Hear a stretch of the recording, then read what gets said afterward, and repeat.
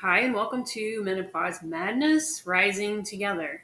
So, I have recently encountered a book called Spark The Revolutionary Science Between Exercise and the Brain, or something close to that. It's a rather lengthy name to remember. It is written by a doctor who practices in neurology and has gathered a great deal of information about how the brain is impacted by exercise. And the focus of this video will be on how menopause in particular impacts the brain and how exercise is helpful. So let me just start by saying a little bit about my own experience to give you a little bit of an idea of how I can relate to this and why I'm passionate about it. I'm about a year into postmenopause, roughly. I don't know. I forget now. It doesn't really matter, I guess. And last year, around the same time, so this is January, my moods were a hot mess, to say the least. And I tried a number of different things, primarily supplements and some diet changes to adjust my moods because I was having massive mood swings, uncontrollable depression, um, and crying at the drop of a hat, and angry, and just everything, all the things. And I have come to realize that not every woman is going to experience these things the same way. Just like with diet, we are unique biochemical individuals. And some women sail through menopause. Some women have a variety of symptoms, but not anything too off the charts. And some of us who are highly sensitive people and know that's not an insult, I've come to realize it's a gift, are much more likely to experience more dramatic symptoms. So let me get into, in this video, why that is and what you can do about it. So let me get into what that's about and what you can do about it. So I'm going to do some screen sharing in the next segment and explain to you some things that I've learned about how estrogen impacts the brain health. Okay, so this slide is going to discuss serotonin, which is a neurotransmitter. And to give a brief explanation of what that means, neurotransmitters help act as a chemical that transmits information in the nervous system. And being that your brain is the head of your nervous system, pun intended, it's very much an integral part of what's happening in the brain. So I've listed here some of the various roles that serotonin plays. It influences learning and memory, your mood. I put happiness, but mood in general. Regulating body temperature, your sleep cycles, your sexual behavior, and your hunger. It's thought to play a role in depression, anxiety, mania, and other health conditions, including ADHD.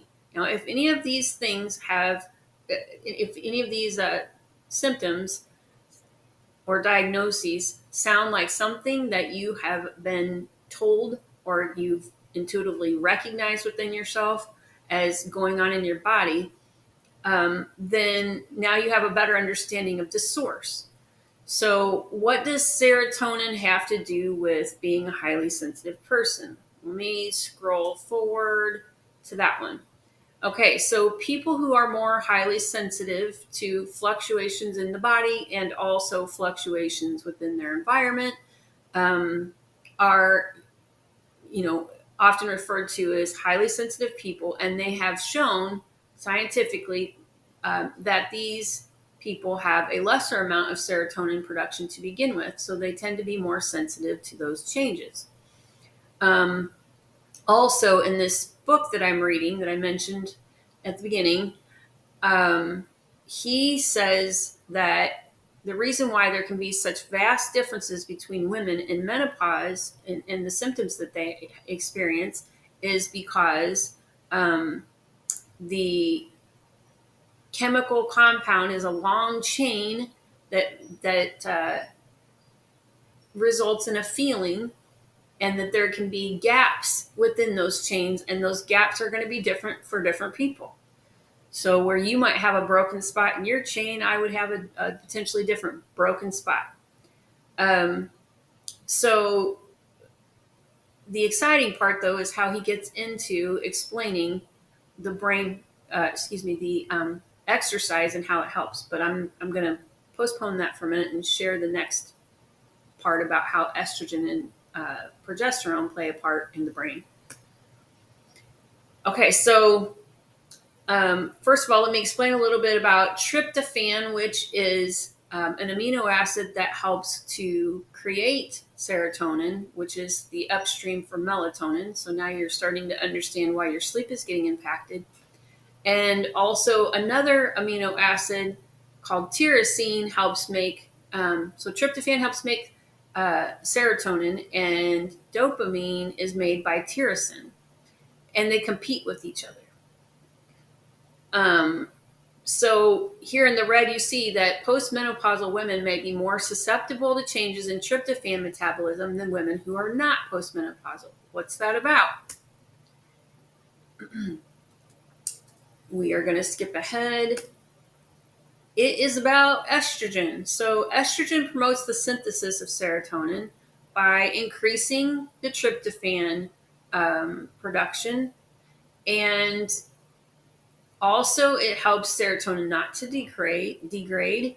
It inhibits the reuptake of serotonin, um, which increases the time that it's available between synapses. That's that gap between your nerves. And it promotes the expression of serotonin receptors in the brain. So as estrogen is dropping, all of those benefits are also dropping.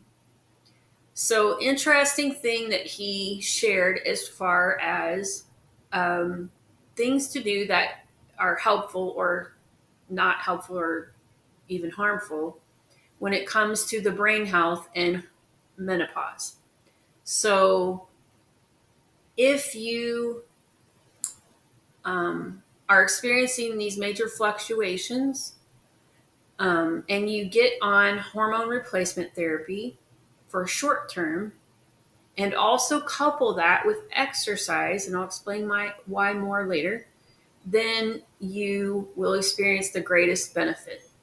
However, if you have no help or support with the hormones, or well, let me stick with that one for a minute. Then you're going to get less benefits from the exercise. If you have long-term use of hormone replacement therapy, not only does that tend to cause degradation over time of the estrogen receptors, but also potentially a bunch of other stuff that we've all heard. And I'll let you research that on your own, but it's hormone replacement therapy has shown to create a host of other potential side effects. Okay, so getting into ways to improve estrogen. Well, progesterone also plays a part, and I'll explain that in a minute. You can use supplements that are phytoestrogen foods that help with improving estrogen. Make sure that your liver is happy, because your liver plays a huge part in the processing of the estrogen, both production and getting rid of the waste. And if the liver is sluggish, then you're going to have difficulty on both ends. And then things get stopped up, basically. And it's like having a cog in the wheel. Things are not flowing. Progesterone plays a part related to, it's the upstream of estrogen, of testosterone, some others that I'm not going to get into. And also potentially plays a part in symptoms, but we're not going to get into that so much as far as brain health. Okay, so I mentioned that there's a couple options for how you can help yourself. First of all, getting a balance of um, estrogen and progesterone, which is easier to do with either supplements or exercise than it is to do with, say, HRT, especially if you're going to go long term with it. Um, and the same is true with improving serotonin and dopamine levels, both of which play a significant part in your mood. I mainly just talked about serotonin this time, but dopamine does as well. Um, and the issue that can happen with using either pharmaceuticals or supplements for either one of those neurotransmitters is there's a very sensitive balance that's happening there. And if you throw, let's say, 5-HTP into the mix, which is a supplement that helps with serotonin production, then you might upset the dopamine balance. And if you say you're going to improve the dopamine levels by um, taking Mucuna, I believe it's called. That sounds right. Again, you could upset the balance of the serotonin and dopamine. So, what's a girl to do? Thankfully, we have a simple solution in the form of exercise because it provides this cocktail of serotonin and dopamine as a result of molecules that are being released from the muscles that are then traveling to the brain, also molecules that are being released from the heart and again traveling to the brain and creating more opportunities for tryptophan by the release of fatty acids that kind of boost its potential for um, improving the tryptophan uptake.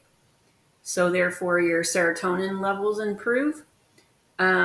Also, helping to balance blood sugar, which then balances your cortisol levels, which then balances your body's ability to produce those other hormones and neurotransmitters. What else did I read? It helps with tricking your brain into thinking that it's not aging. So we think of the brain as this organ that is somehow, I mean, it's obviously more complex, but somehow more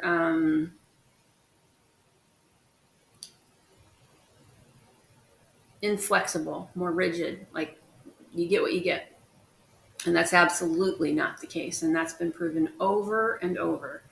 Our brains are capable of neuroplasticity, meaning they can rewire. So, one of the things that I found extremely encouraging in reading this book is that whereas we know that, building muscle first requires tearing it down. And also, I've learned the same about bones. If you want to improve your bone health, which is obviously a topic that can be discussed around menopause, um, then you do the weight training because that actually puts tiny bits of stress and creates stress fractures on the bones, and then the body comes in to solidify that situation. Same is true with your nervous system. Small amounts of stress in the form of exercise actually creates your nerves to be more resilient because not only is it creating stress and then the cell repair system comes in to save the day, but also it's releasing all of these other chemicals that help you learn, help you remember, um, help reduce stress. And I'm probably forgetting some stuff, but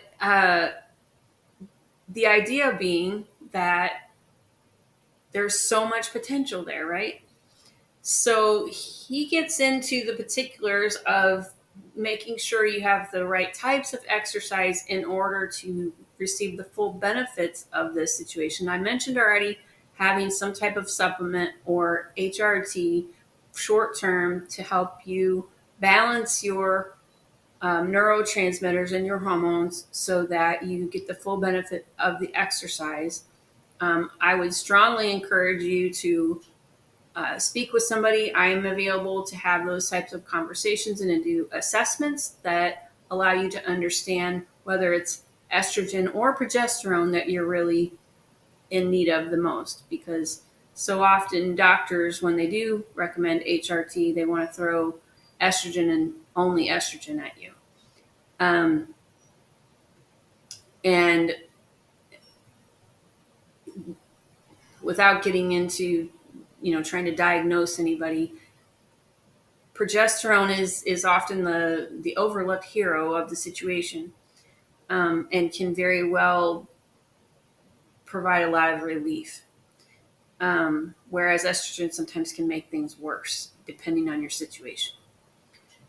Um, so getting back to what I was saying, as far as the exercise portion of, being specific about the exercise, cardio, which is something I've said in previous videos to not do too much of because it can increase the cortisol levels too much, and there is a balance to it, but um, improving that blood pumping into the brain and the heart reaching a certain heart rate is going to cause those molecules to release that I mentioned.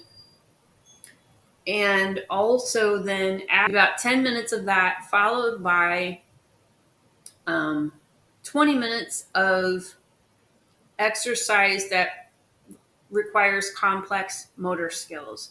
So, for example, Zumba or tennis or basketball, or some kind of activity where you actually have to use skills and learn and pay attention, not just walking or jogging. Those are great for cardio, but as far as actually creating new neural networks,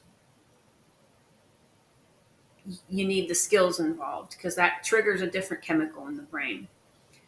Um, all of this benefiting your cognitive abilities, because I don't know about any of you, but the brain fog is legit when you get into menopause. And it can be very challenging to function that way. But you are able to make changes. And one of the things he says in this book, aside from what I've already shared, is that even if you don't find that exercise is terribly helpful for, let's say, hot flashes or night sweats, it will help. It most definitely will help with preventing cognitive decline. And there's a ton of studies that he quoted about how women, postmenopausal women, were more likely to be um, experiencing dementia if they were not active than if they were. And there's lots of evidence to show that dementia is much more common in women than in men, even after accounting for the fact that women live longer.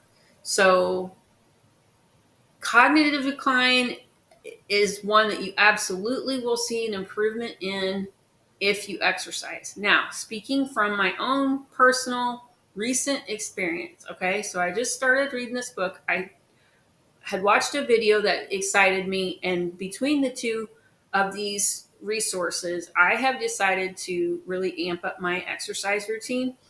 And for me, my juicy motivation for that, besides just feeling better, which honestly is enough in itself, is that I have a trip planned this summer to go hiking in the mountains. And my body is going to be in the best shape that it's been in order to go on that trip, because I'm not going to be huffing and puffing and missing out having fun because I'm out of shape. So um, I have started doing yoga and yoga, Kundalini yoga, which is a little more intense than some of the others that I've tried.